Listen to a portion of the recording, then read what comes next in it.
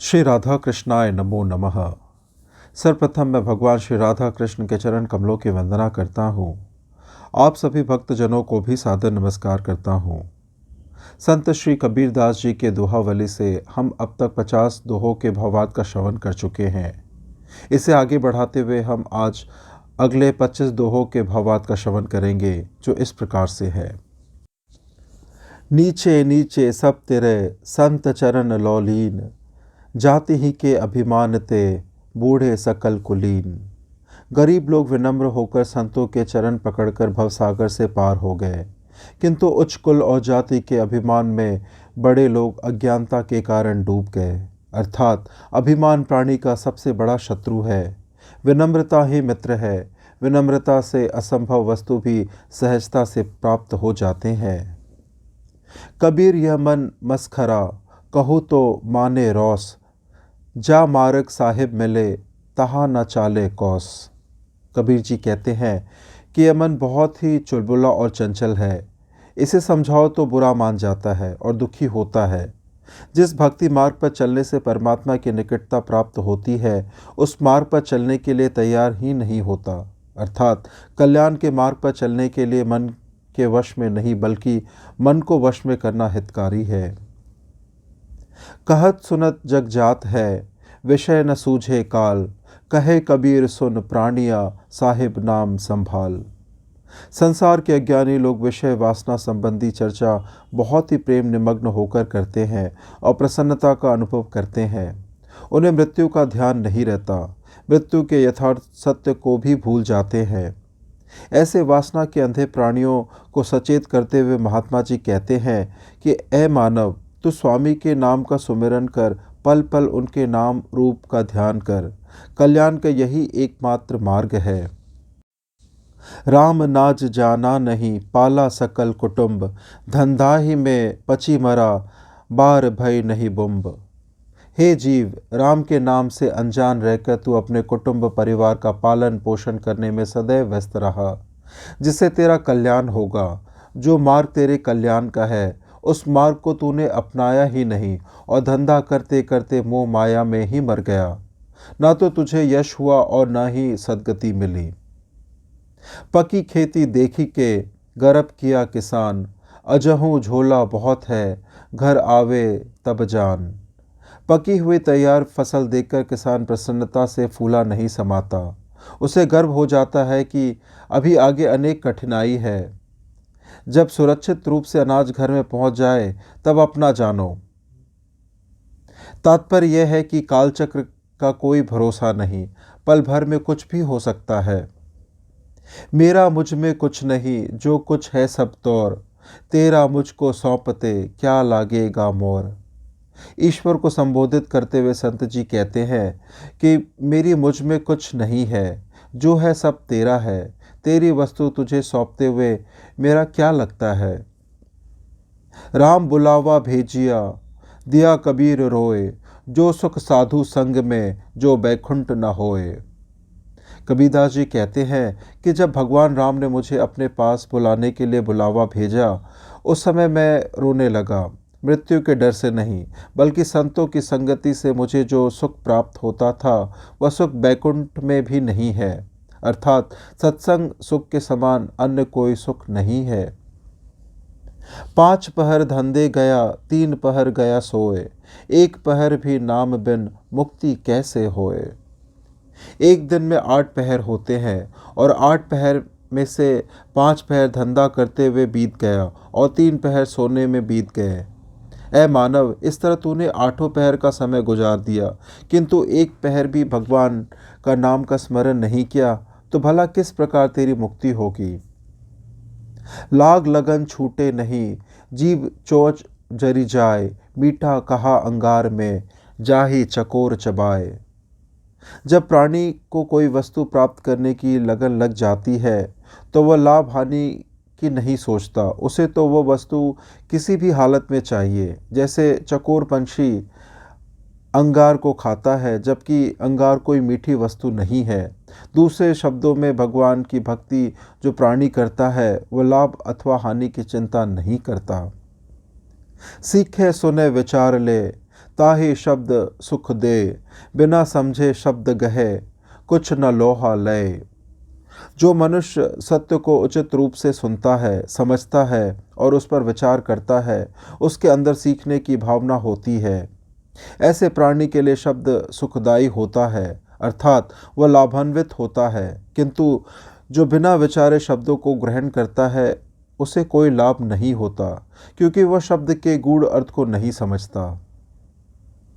संत संतोषी सर्वदा, शब्दाही भेद विचार, सतगुरु के प्रताप से सहज मील मत्सार। सत्य के रहस्य का विचार कर साधु संत सदैव संतोष किया करते हैं और सतगुरु की कृपा से, उनके आशीर्वाद से शील धारण किए रहते हैं। टीला टीली दाही के फोरी करे मैदान, समझ सका करता चले सोई शब्द निर्बान।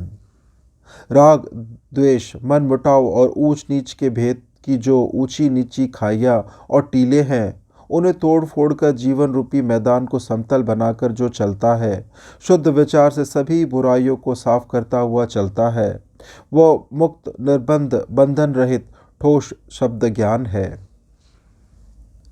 लो लागी विष भागिया, कालख डारी धोए, कहे कबीर गुरु साबुन से कोई एक उजल होए।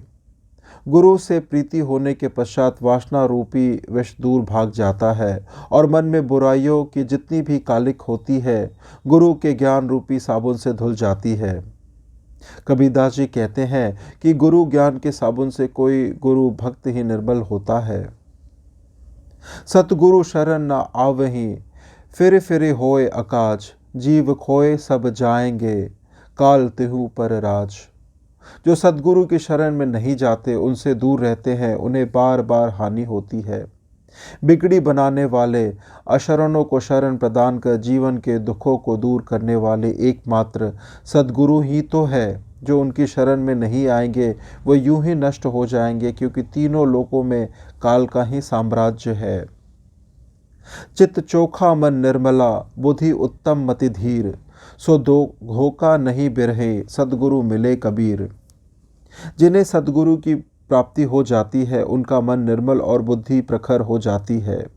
कबीर साहब कहते हैं कि उत्तम बुद्धि वाले कपट प्रपंच आदि जैसे पथ भ्रष्टकारी जाल में फंसकर धोखा नहीं खा सकते।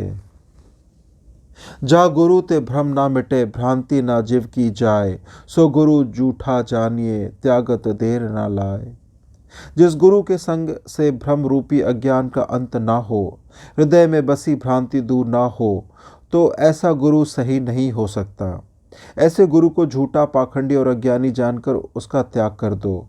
उसके साथ रहकर समय बिताने का अर्थ है अपने जीवन की अनमोल घड़ियों को व्यर्थ नष्ट करना। प्रेमी ढूंढत मैं फिरूं, प्रेमी मिले न कोय, प्रेमी सो प्रेमी मिले, विष से अमृत होए। इस संसार में अनेक प्रकार के लोग रहते हैं, किंतु मेरे लिए वे सभी किसी अर्थ के नहीं हैं, क्योंकि मुझे प्रेमी चाहिए। मैं प्रेमी को ढूंढता फिर रहा हूँ जो मुझे नहीं मिला, अर्थात प्रेमियों का अभाव है। सच्चे प्रेमी के मिलने से विष भी अमृत समान हो जाता है, बुराइयां अच्छाइयों में बदल जाती हैं। कबीर हम गुरु रस पिया, बाकी रही न छाक, पाका कलश कुम्हार का, बहुरी न चढ़सी चाच। कबीरदास जी कहते हैं कि मैंने सद्गुरु का प्रेम रस छककर भरपेट पिया है, अब पीने की तनिक भी इच्छा नहीं है। जिस प्रकार कुम्हार का घड़ा आग में पक जाने के पश्चात फिर चाक पर नहीं चढ़ता। सहकामी सुमिर ना करे, पावे उत्तम धाम, निहिकामी सुमिर ना करे, पावे अविचल राम।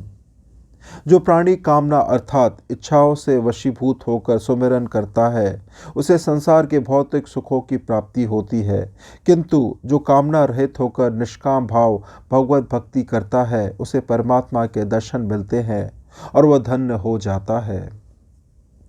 निज सुख आत्म राम है, दूजा दुख अपार, मनसा वाचा कर्मणा, कबीर सुमिरन सार। अपना सुख आत्म रूपी राम है, बाकी संसार में सभी दुख रूप है। मन वचन और कर्म से आत्मा राम का सुमिरन करने के लिए कबीरदास जी कहते हैं कि सुमिरन ही समस्त पदार्थों का सार तत्व है। माला सांस उन सांस की, फेरे कोई निज दास, चौरसी भर में नहीं, कटे कर्म की फास। हाथ में लकड़ी की बनी माला लेकर कोई भी फेर सकता है, परंतु सांसों के आवागमन की माला सद्गुरु का कोई सच्चा भक्त ही फेर सकता है। ऐसे भगवत भक्तों को भवसागर के 84 वाले चक्र में भ्रमरना नहीं होता, अर्थात सुमिरन करने से भव बाधा कट जाती है और जीव बार बार आवागमन से मुक्त हो जाता है। देह धरे का गुण यही, देह देह कछु देह, बहुरी ना देही पाइये, अब की देह सुदेह। मनुष्य तन पाने का लाभ यही है कि कुछ देने से तात्पर्य यह है कि जितना संभव हो सके उतना दान कर दो, क्योंकि क्या मालूम कि यह मानव तन फिर ना मिले। 3 ताप में ताप है, ता का अनंत उपाय, ताप आत्म महाबली, संत बिना नहीं जाए। दैहिक, दैविक और भौतिक से 3 ताप संसार में माने गए हैं। इन तापों से बचने के लिए लोग अनेकों उपाय करते हैं, किंतु सबसे महान ताप तो वह है जिसे प्राणी भूलकर संसार की खुशियों से लिप्त है। वह ताप है आत्मस्वरूप की भूल, जो सद्गुरु की संगति के बिना नहीं जाता। बाले जैसी किरकरी, उज्जल जैसी धूप, ऐसी मीठी कछु नहीं, जैसी मीठी चूप। बालू में जितना किरकिरापन होता है उतना किरकिरापन अन्य किसी वस्तु में नहीं है, और जितना उज्जवल सूर्य का प्रकाश है उतना कहीं नहीं है। चुप रहना बहुत ही मीठा होता है, उतना मीठा कि इसकी समानता संसार की किसी वस्तु में नहीं होती। पाँव पलक की सुधि नहीं, करे काल का साज, काल अचानक मारसी, जो तीतर को बाज। एक पल के चौथाई भाग का भी कुछ पता नहीं है, और तू कल के लिए बनाव श्रृंगार करता है। काल सब धोखे से आकर मार डालेगा, जैसे तीतर पक्षी को बाज झपट्टा मारकर दबोच लेता है, उसी प्रकार काल का भी आगमन होता है। इस प्रकार से आज के दोहों के भावार्थ की सुंदर व्याख्या यही संपन्न होती है। श्रवण करने के लिए और अपना बहुमूल्य समय देने के लिए आपको धन्यवाद। श्री राधा कृष्णाय नमो नमः।